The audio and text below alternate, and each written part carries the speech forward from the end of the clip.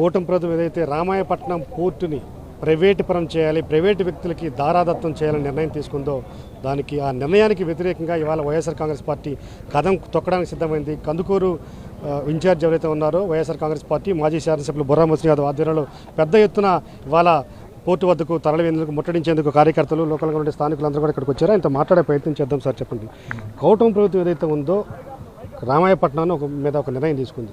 యాక్చువల్గా చెప్పాలంటే రామాయపట్నం పోర్టు అనేది ఈ ప్రాంత వాసులు ఒక కళ.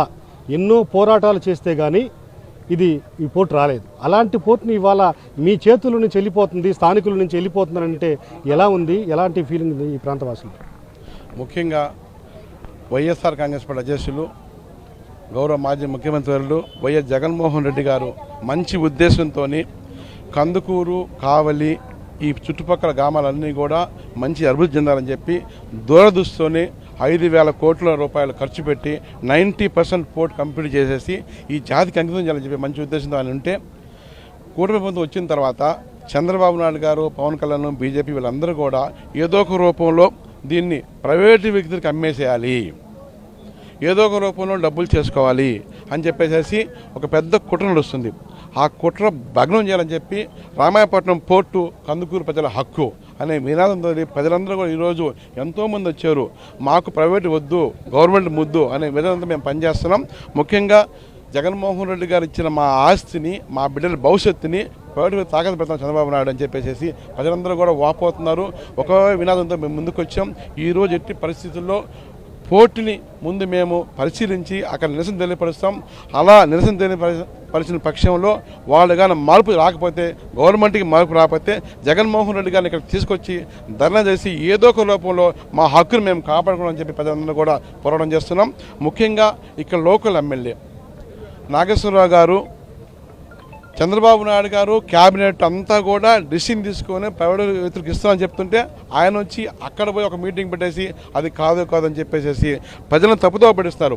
మేము తీవ్రంగా ఖండిస్తున్నాం.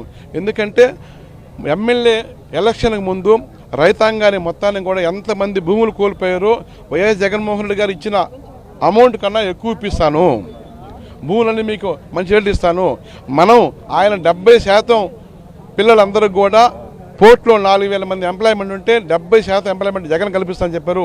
నేను 100% చేస్తానని చెప్పి పెద్ద మాటలు చెప్పి గద్దెనెక్కాడు. గద్దెనెక్కిన తర్వాత ఎమ్మెల్యే అయిన తర్వాత ఈ ప్రాంతంలో ఉన్న ప్రజలందరినీ గాలి కుదిరేసేసి ఆమ్యామ్యాల కోసం అంతా కూడా ఈ కార్యక్రమం చేస్తానని మాకు తెలిసిపోయింది. అందుకే మేము డిమాండ్ చేస్తున్నాం, పోర్టు కందుకూరు ప్రజల హక్కు, వాళ్ళకే గవర్నమెంటే దీన్ని రన్ చేయాలి, మాకు న్యాయం జరగాలని చెప్పి మనస్ఫూర్తిగా డిమాండ్ చేస్తున్నాం. ప్రధానంగా నాకు తెలిసినందుకు రాష్ట్ర చరిత్రలో ఇక్కడ భూసేకరణ జరిగినంత ప్రశాంతంగా ఎక్కడ జరిగి ఉండదు. అప్పటి ప్రభుత్వం ఏదైతే ఉందో ఇది కేవలము మాకు వస్తుంది కాబట్టి మాకు ఉద్యోగాలు వస్తాయి, మాకు ఉపయోగపడుతున్న ప్రాంతం అనే ఒక ఉద్దేశంతో ఈ ప్రాంతవాసులు అంత ప్లెజెంట్గా భూసేకరణకి సహకరించారు. కానీ ఈరోజు మాది కాదు పోర్టుని తెలిస్తే ఈ ప్రాంతవాసులు నిజంగా జీర్ణించుకోగలుగుతారా? ముఖ్యంగా అదే కదా, జగన్మోహన్ రెడ్డి గారిని నమ్మారు. జగన్మోహన్ రెడ్డి గారు మాకు న్యాయం చేస్తారు, మా బిడ్డల భవిష్యత్తు కాపాడతారు, మాకు మంచి రేట్లు వస్తాయి, మా ఏరియా అభివృద్ధి చెందుతుందని చెప్పేసి నమ్మి వాళ్ళందరూ భూములు ఇవ్వడం జరిగింది. ఆ నమ్మకాన్ని మమ్ము చేసే కార్యక్రమంలో చంద్రబాబు నాయుడు గారు ఉన్నారు. దాన్ని వ్యతిరేకంగా మేము ధర్నా చేస్తున్నాం. మాకు తెలుసు, మా ప్రజలకు తెలుసు, ఒకటే కందుకూరు ప్రజలు చెప్పేది ఒకటే, జగన్మోహన్ రెడ్డి గారు చేసిన మంచి పనిని మీరు అమ్ముకుంటున్నారు.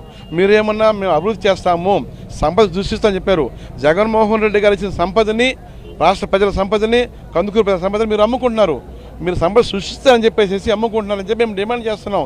జగన్మోహన్ రెడ్డి గారు మళ్ళీ తీసుకొచ్చి ఏదైతే ప్రైవేట్ కాలేజీలు ఏ విధంగా ఆపగలిగారో ఒక్క వాయిస్తోనే జగన్మోహన్ రెడ్డి గారు ప్రైవేట్ కాలేజీలు కొంటే మేము రాగానే అవి వాపసు తీసుకుంటాం మీ ఎంత చూసని చెప్తే భయపడి ఒక్కరు టెండర్ లేదు. అదే ఇక్కడ రామాయపట్నం పాటు జరగబోతుంది రాబోయే రోజుల్లో. ఈ డిమాండ్ కాదని వాళ్ళు కానీ ప్రైవేట్ పరం చేస్తే జగన్మోహన్ రెడ్డి గారు తీసుకొచ్చి ధనా చేయించి ఎవరో తీసుకున్నారో వాళ్ళని కూడా జైలు పంపించినా కానీ ఈ పోర్ట్ని గవర్నమెంట్ విధంగా మేము పోరాటం చేసి దక్కించుకుంటాం. ప్రభుత్వం కానీ చంద్రబాబు ఆలోచన విధానం ఎందుకుంది? ఎందుకంటే మెడికల్ కాలేజీల విషయం కావచ్చు, ఇప్పుడు జువలేరు మన హార్బర్ విషయంలో కావచ్చు, ఇంకా మూలాపేట, ఈ పోర్ట్లన్నీ కూడా ఏదైతే జగన్మోహన్ రెడ్డి ప్రారంభించి ప్రజలకు అందుబాటులోకి తీసుకురావడానికి ప్రయత్నం చేశాడో వీటన్నిటినీ కూడా మాయం చేయాలని చూస్తున్నారు. ప్రజల మెదడులో నుంచి తీసేయాలనేది ఒక కుట్ర అనుకుంటున్నారా? డెఫినెట్ అండి. జగన్మోహన్ రెడ్డి గారు రాష్ట్రానికి మంచి సంపద కావాలని చెప్పేసి భవిష్యత్తు బిడ్డల తరాలకి గవర్నమెంటే సంపద సృష్టి చేస్తే అన్ని విధాలుగా అభివృద్ధి అవుతుందని చెప్పి ఆయన దూరదృష్టిని చాలా పెద్ద కళ చేశారు. అదే చంద్రబాబు నాయుడు గారు డబ్బుల కోసం, 1,000 కోట్ల కోసం ఈ ఆస్తిని ప్రైవేట్ వాళ్ళకి తక్కన పెట్టేస్తున్నాడు. అమ్మేస్తున్నారు. అది రాష్ట్ర ప్రజలందరూ తెలుసుకుంటారు. ఇంకా ఈ ద్వారా ఇట్లా అన్ని విధాలుగా తెలియపరిస్తే డెఫినెట్ తెలుసుకుంటారు. రాబోయే రోజుల్లో చంద్రబాబు నాయుడుకి ప్రజలే బుద్ధి చెప్తారు. ఫైనల్గా మీ ఉద్యమం కార్యాచరణ మొదటగా ప్రారంభించారు, ఏదైతే పోర్టు ప్రైవేట్ పరం అవుతున్న ఆలోచన రాగానే ఇది ఎలా కొనసాగే అవకాశం ఉంది? ఇంకెన్ని రోజుల పాటు ఈ ఉద్యమం కొనసాగుతుంది? ఏ రూపం తీసుకునే అవకాశం ఉంది? తప్పకుండా ఇది స్టార్టింగే. పోర్టును కానీ ప్రైవేటు పరం చేస్తే కందుకూరు ప్రజలు, ఒంగోలు జిల్లా ప్రజలు, నెల్లూరు జిల్లా ప్రజలు వదిలిపెట్టే పని లేదు. ఈ పోర్టుని గవర్నమెంటే రన్ చేసిన దాకా ఎక్కడి దూరానికి పోయేసేసి మేము పోరాటం చేస్తాం, తగ్గేదే లేదు. ప్రధానంగా చూసుకుంటే దాదాపు 200 మంది పోలీసులు ఉన్నారు. మీకు దాదాపు 1 కిలోమీటర్ 1.5 కిలోమీటర్ పోనిచ్చి అక్కడ రేకులు కూడా పాతిపెట్టినటువంటి పరిస్థితి ఉంది. మిమ్మల్ని అలో చేస్తారని భావిస్తున్నారా?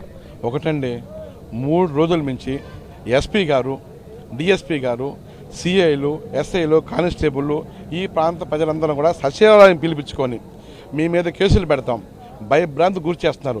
ఎట్టి పరిస్థితుల్లో మీరు ఈ ధర్నాలో పాల్గొంటే, ఈ నిరసన కార్యక్రమం పాల్గొంటే రాబోయే రోజులు మాకు ఇంకా 3 ఏళ్ళు ఉండి మీ అంతు చూస్తామని చెప్పి ఎమ్మెల్యే ఆదేశాల మేరకు ప్రజలందరినీ కూడా భయభ్రాంతి గురి చేస్తారు. దాంట్లో మటుకు మేము ఒకటే డిమాండ్ చేస్తున్నాం, పోలీసులను అడ్డం పెట్టుకొని నువ్వు రాజకీయం చేస్తున్నావు. నిజంగా నీకు దమ్ముంటే ధైర్యం ఉంటే రా, ఓపెన్ డిబేట్ రా. ఎలక్షన్ ఏం చెప్పావు మాకు? జగన్మోహన్ రెడ్డి గారు ఇస్తున్నా అన్నీ ఇచ్చేసి ఇంకా ఎక్స్ట్రా చెప్పావు, నన్ను నమ్మని చెప్పారు. నమ్మి నీ కోట్లు వేస్తే నువ్వు చేస్తుంది ఏం చేసావు? పోటును తాకట్టు పెడుతున్నావు ఎమ్మెల్యే. ఇది నిజం కాదా? రా, ఓపెన్ డిబేట్ రా, కందుకూరులో కూర్చున్నారా? అది మర్చిపోయి ఎన్నిసార్లు డిమాండ్ చేసినా ద్వంద్వ వైఖరి ఏదో ఒక రూపంలో ఆమ్యామ్యాలు చేస్తున్నావు. ఇది మటుకు వదిలిపెట్టే పని లేదు. రాబోయే రోజుల్లో ఎమ్మెల్యే కందుకూరు ప్రజలు నిన్ను అంతు చూస్తారు. ఒకటే చెప్తున్నా, ఇచ్చిన మాట మీద నిలబడు, మేము కూడా సపోర్ట్ చేస్తాం. లేని పక్షంలో ఎక్కడికైనా పోతాం, ఎంత దూరైనా పోతాం. పోలీసులు మమ్మల్ని ఏం చేయలేరు. స్థానిక ఎమ్మెల్యే వ్యవహారాలు చూసుకుంటే ఇప్పుడు టొబాకో మీద కూడా కనీసం మాట్లాడినటువంటి దాఖలాలు కూడా స్థానిక ఎమ్మెల్యేకి లేవు. మీరు గడిచిన కొద్ది రోజులుగా ఫైట్ చేస్తున్నారు, టొబాకో కూడా ఆందోళన చేస్తున్నారు. ఎందుకంటే అలుపు ఎరగని పోరాటం చేస్తాం టొబాకో రైతుల కోసం.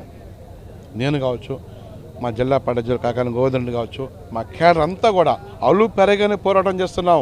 3 సార్లు ధర్నా చేసాం. ఆ ధర్నా చేసినప్పుడు ఒకటే మేము డిమాండ్ చేస్తున్నాం, ఎమ్మెల్యే నేను రైతు బిడ్డని, నేను వ్యాపారం చేశాను, ఏదయ్యా నీ రైతు బిడ్డ, ఏదైనా వ్యాపారం చెప్పి మేము డిమాండ్ చేస్తాం. అడుగుతుంటే మొక్కం చాటేసిపోతున్నాడు. కళ్ళ తురుపుగా అప్పుడప్పుడు బోర్డుకు పోసేసి ఇంత అన్యాయం ఉందా, వైసీపీ వాళ్ళు గోల్ చేస్తున్నారు నిజమే కదా అని చెప్పేసి ఆ 4 మాటలు చెప్పేసి వెళ్ళిపోతున్నాడు. ఎక్కడ కూడా ముఖ్యమంత్రితో మాట్లాడి ఆ రైతులు న్యాయం చేద్దామనే ఉద్దేశం లేదు. ఒకటే ఆయనకి నిద్ర లేస్తే ఈరోజు ఎంత వస్తుంది కలెక్షన్, అది తప్పితే రైతులను గాలి గురేశారు. మిరపంట రైతులని, కంది రైతులను రకరకాలుగా ఏ ఒక కార్యక్రమంలో ఎమ్మెల్యే అన్ని కార్యక్రమంలో 2 సంవత్సరాల్లో ఫెయిల్ అయ్యాడు. ఆయన చేస్తుంది ఒకటే, ఎక్కడ కమిషన్లు వస్తాయి, ఎక్కడ మంచి మంచి ఫ్లెక్సీలు వేసుకోవాలి, ఏమేమి జనాలు కొట్టుకోవాలి, వాళ్ళ పార్టీ లైట్లు పెట్టుకోవాలి, అంత తప్పితే ఇంకేమీ లేదు. శూన్యం చేసింది అభివృద్ధి. ప్రధానంగా పోలీసుల హెచ్చరికలను కూడా బేఖాతరు చేస్తూ భారీగా జనం ఇక్కడికి తరలి వస్తున్నారు పోర్టు ప్రైవేటీకరణ వ్యతిరేకంగా. వాళ్ళకి మీరు ఏ విధంగా భరోసా ఇవ్వగలుగుతారు? వాళ్ళ పక్షాన వైఎస్ఆర్ కాంగ్రెస్ పార్టీ శ్రేణులు, జిల్లా పడజేసులు, కావలి ఎమ్మెల్యే, మాజీ ఎమ్మెల్యే గారు, జగన్మోహన్ రెడ్డి గారు, మేమందరం కూడా వైఎస్ఆర్ కేడర్ అంతా కూడా, పార్టీ అంతా కూడా కందుకూరు కావలి ప్రజల పక్షాన్ని నిలబడి ఉన్నాం. మేము ఇప్పుడు ఇది స్టార్టింగే. రాబోయే రోజుల్లో ఈ ఉద్యమాన్ని భారీ ఎత్తున తీసుకుపోయి పోర్టుని మేము దక్కించుకుంటామని మీ ద్వారాగా ప్రజలు తెలియపరుస్తున్నాం. Thank you sir. అది స్థానిక వైఎస్ఆర్ కాంగ్రెస్ పార్టీ ఇన్ఛార్జి మాజీ శాసనసభ్యులు చాలా ఘంటాపథంగా చెప్తున్నారు. ప్రజల తరపున, ఈ స్థానిక యొక్క రైతుల తరపున మేము ఉంటాం. ఎంతో నమ్మకంతో పోర్టుకి వాళ్ళు భూసేకరణ సహకరించారు కాబట్టి వాళ్ళ తరపున మేము అండగా ఉంటాం. పోర్టుని ప్రైవేటీకరణ కాకుండా అడ్డుకుని తీరుతామని ఆయన ఘంటాపథంగా చెప్తున్నారు. వీడియో జర్నలిస్ట్ కరీములతో శ్రీవాస్, సాక్షి టీవీ, రామాయపట్నం పోర్టు నుంచి.